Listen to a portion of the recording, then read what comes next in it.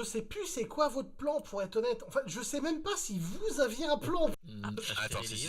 Oui, mais pas... On tapote notre livre de bataille, on dit Pokédex, est-ce que c'est ton frère? Et s'il nous dit oui, Tu es au courant que tu techniquement, c'est- ruines, mais tout. C'est une vente aux enchères un peu spéciale dans la mesure où c'est des objets de collection qui sont vendus. Et donc vous alliez passer à la salle des enchères. si on peut rapidement faire un tour et trouver une porte de service. Je vais vous autoriser à chacun un jet de toc. Par contre, je vais vous demander de vous calmer avec vos résultats de déglingue. Ça te va là? Je bois mon thé. Là, vous allez vous enfoncer dans un... Comment on appelle ça? Un théâtre souterrain. Tada! Ah oui, là, c'est pas mal. Ouais. Vous avez vu? Ah, ils ont allumé la lumière, mais d'un coup, ils sont hyper drôles. Donc, c'est une salle de théâtre privée qui a été réaménagée pour l'occasion. Est-ce qu'on peut monter un balcon aussi, nous, ou pas? Là, vous serez du même côté que Mr. Morgan, mais il sera vous le gardez à une distance respectable de vous, parce que les 10 premiers items qui sont mis en vente, ce sont des œuvres venues d'Asie, des sculptures, poteries, une sorte d'épée, un objet assez grotesque qui viendrait d'un petit pays collé à l'Inde. Pour l'instant, une petite enchère pour faire monter le prix. Ah bah là, vous pouvez me faire un petit test de psychologie, parce que quand Lars propose une enchère, il y a une réaction au sein de la foule. Wow. Mais quoi? Lars propose une enchère, mais minable en plus, hein. C'est genre, il voit l'épée, il fait « Ouais, ce serait cool quand même d'avoir ça dans le salon, tu vois, un peu », et il lève la main. Et c'est là où tu te rappelles quel est ton rang dans la société britannique. Tous les vassaux de la couronne renoncent à l'enchère. Enfin, tous sauf un. Mr. Morgan, qui se penche vers l'épée pour la regarder comme si elle avait une importance, du coup. Il y a des petits gens qui commencent à enchérir sur l'épée, notamment des Français, plus par défi qu'autre chose. On peut dépenser combien pour cette épée? Laissez-moi regarder l'épée de plus près. Je sors mes petites jumelles pour observer l'épée. Ah! T'as les épées, tu peux me faire un test d'épée. Putain, tu te penches, tu regardes. C'est un objet de collection, c'est une arme de merde. Ça doit être une épée d'apparat plus qu'autre chose. Je vais essayer de donner un prix maximum qui me semble approprié Oh, tu arrives à évaluer la chose. à Lars. L'enchère est en train d'atteindre ce prix-là, d'ailleurs. Lars, tu peux voir qu'il y a un jeune pan français qui te regarde droit dans les yeux en ayant un œil qui louche sur Rose et qui enchérit à chaque fois que tu enchéris. Je regarde le gars en question. Je sais pas du tout c'est qui ce con. Bah oui, je me doute que c'est pas lui. Maître Lars, Je lui fais un petit nous coucou. avons déjà dépassé le prix. Enchérissez un peu pour les plumets. Vous avez raison, Archie, soyons stratèges. Soyons patriotes. Je renchéris et je regarde le français. Il est en bas par rapport à nous? Oui, tout à fait, ouais. Ok, bah je le toise. Putain. Moi, je le regarde comme si j'étais triste pour lui. Oh mais non, que vous êtes des salauds. Oh, vous êtes... Alors, Oh, vous êtes... baguette croissant grenouille? Rose, tu peux me faire un test de charme. Lars, tu le toises avec mépris dans l'objectif de le pousser. Et tu en as rien à foutre, donc c'est du baratin. Bon, le français outré double la mise. Bravo, maître. Ce qui fait Ouais, que... mais d'un autre côté, si ce serait le laisser gagner. Bah... Arrêtez-vous. Je vous fais confiance, Archie, mais Nous avons d'autres Sachez objets que- à enchérir.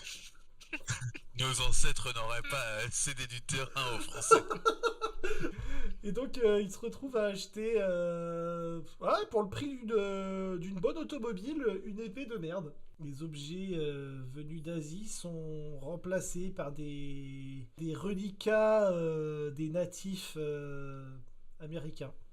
C'est une collection de pierres, de totems, de colliers. Qu'en pensez-vous, Archie? Est-ce que nous devrions enchérir sur un de ces objets? Est-ce que Peut-être ça- un ou deux objets pour donner l'illusion.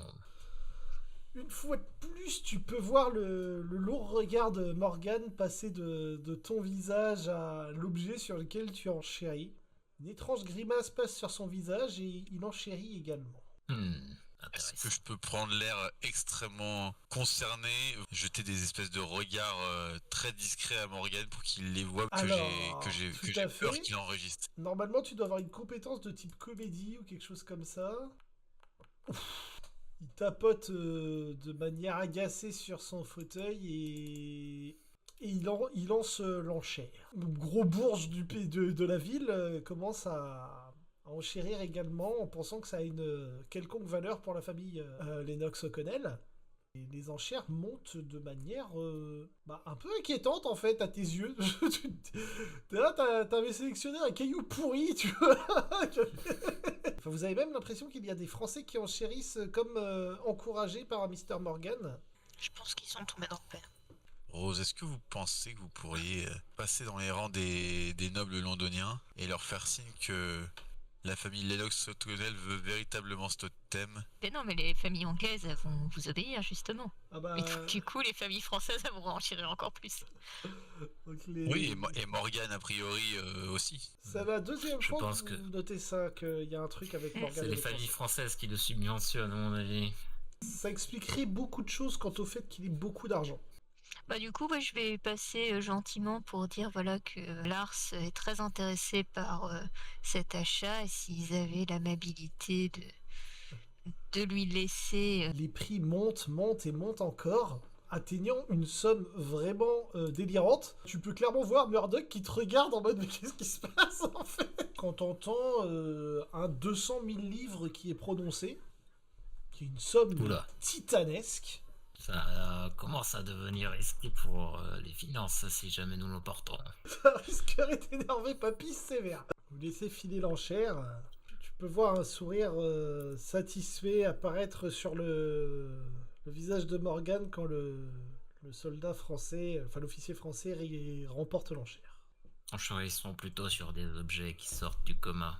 Une collection épouvantable est amenée venue d'Afrique que Monsieur Murdoch présente comme des trésors récupérés dans le sang par la famille Mellon Bruce. Au milieu de tout ça, il y a un livre qui vous est très familier, au cuir sombre, dans lequel une main à 6 doigts est emprisonnée. Lars, tu peux sentir dans ta poche le poids du livre de bataille s'alourdir. Intéressant. J'aimerais bien avoir ma main pour pouvoir me gratter le nez. Est-ce que t'es sûr que c'est ta main? Est-ce qu'il peut y avoir une copie? Quelle importance. Le sortilège fonctionne quand même.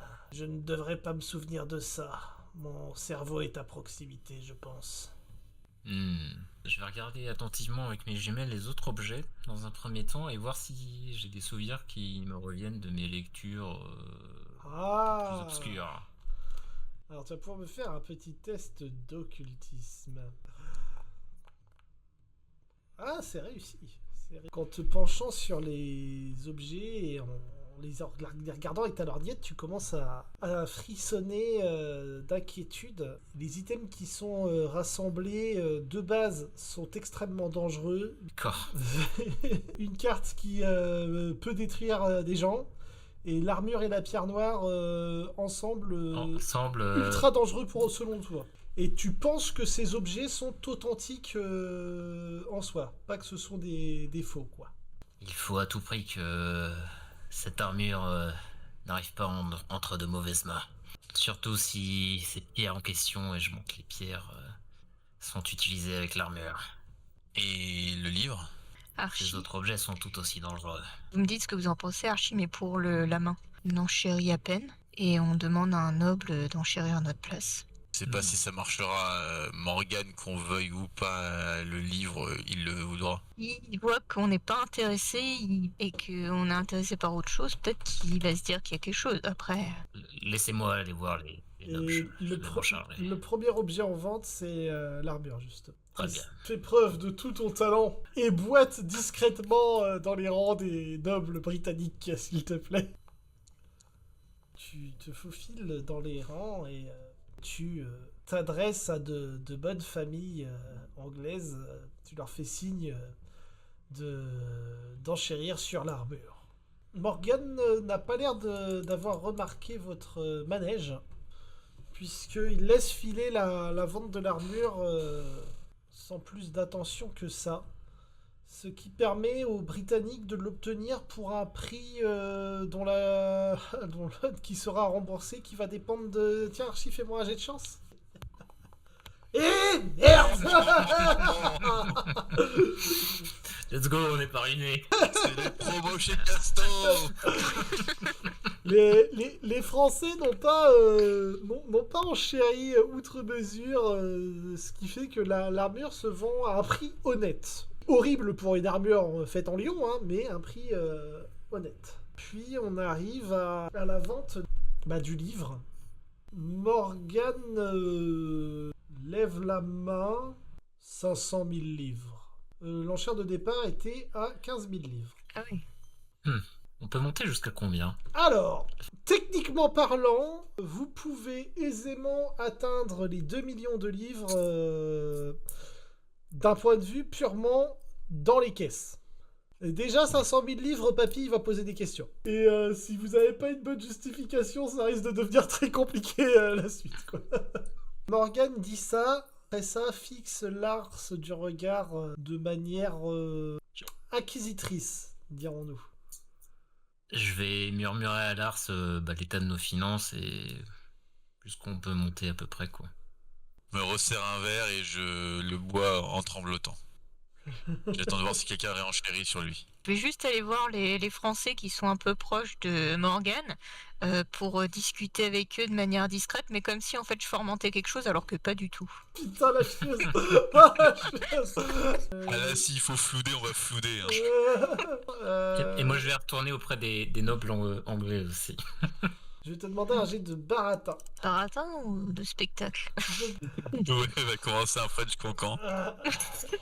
Non, mais après, peut-être que je me suis pas adressée à la bonne personne dans un premier temps. En fait, il était même pas français ni proche de Morgan, quoi. Du coup, je vais peut-être aller vers les bonnes personnes, finalement. Vas-y, fais-la ta relance. Possibilité de faire un redoubli. Bon. Ouf. Alors que tu t'es approché pour parler à un Français, tu entends très distinctement le bois du fauteuil de Morgan craquer sous sa main. Tu peux me faire un test de pouvoir pour rester calme face à cette menace clairement indiquée. Voilà, hein. Si je ne le regarde pas, il n'existe pas. Un individu sur le balcon d'en face se manifeste pour la première fois et déclare de manière simple la France propose 1 million.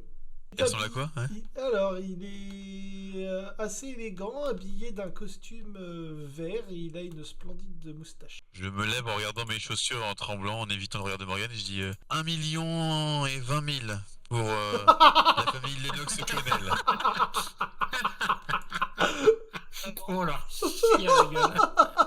La salle commence à murmurer parce que d'un côté, il y a la France qui enchérit, ce qui normalement était censé mettre fin au débat. Et là, il y a la famille Lennox O'Connell qui s'oppose à la France. Est-ce que je vais aller voir les nobles britanniques et puis je vais leur dire que s'ils s'allient à la famille Lennox O'Connell, la famille Lennox O'Connell s'en souviendra à la Chambre des Lords. Putain. Oh le papy. Oh, je vais parler au maître, ça devrait aller. Ils commencent à discuter entre eux de ce que tu viens de dire. Et à ce moment-là, il y a Monsieur Morgan qui se lève, visiblement agacé. 1 500 000. il regarde le public d'un air presque dément et hurle « Qui osera enchérir sur moi ?» 1 520 000. Alors, si tu veux faire ça, il va falloir que tu me réussisses un test de pouvoir, s'il te plaît. Aïe. Tu peux dépenser 21 points de chance ou me justifier comment tu fais pour relancer. 2 500 000. Qu'est-ce qu'il fait, lui? Ça passe. Ça part en cacahuète. Alors là, il y a... Je crois que Archie manque de s'étouffer. T'as Archie qui était là. Ce serait bien que vous... Ils peuvent bien raquer quelques piécettes, tickets restaurants, ce qu'ils ont, quoi. Archie, il devient très pâle. Tu te sens encore moins bien que quand tu t'es pris la balle. Je répète, 2 500 000 et je me lève et je regarde bien Morgan. Cette fois-ci, je tremble plus, je le regarde bien dans les yeux. Pour la famille Lennox O'Connell. Murdoch a l'air extrêmement surpris. Il regarde dans un premier temps le représentant de la France qui s'incline en disant « La France se retire ». La foule baisse les yeux. C'est pas un prix qu'ils sont capables de verser, en fait, du tout. Il tend son regard vers Monsieur Morgan, qui a l'air furieux. Là, je peux faire n'importe quel jet pour le bluffer, pour lui dire mon con, essayer de lui laisser penser que je peux aller jusqu'à 20 millions, ça pourrait être pas mal. Même si a priori je peux pas. Ça va être du baratin, mais avec un désavantage parce que t'es quand même pas en mode serein. Oh non! Tu peux dépenser... c'est quoi là? 6 points de chance? 8 points de chance? Allez! Une force dans le regard qui est appuyée par rien. C'est ça. Il te regarde longuement, puis ses épaules s'affaissent. Eh bien, il semblerait que la famille Lennox ait des moyens que je n'ai pas. Félicitations, manifestement, jeune maître. Il se renfonce dans son fauteuil lourdement et commence à chuchoter aux gens autour de lui visiblement des instructions. Il y a des Français qui commencent à sortir des lieux. Alors, est-ce que j'entends du coup? Parce que moi. Ce que tu entends te glace le sang, parce que tu comprends parfaitement le français. Je retrouve l'heure ce soir alors. Et quand je vois Rose arriver, je dis bah alors qu'est-ce qu'il y a? Ils vous attendent à la sortie pour vous abattre. Mais ils ne savent pas que nous avons plusieurs sorties. Oui. Mais ils trouvent quand même les fenêtres.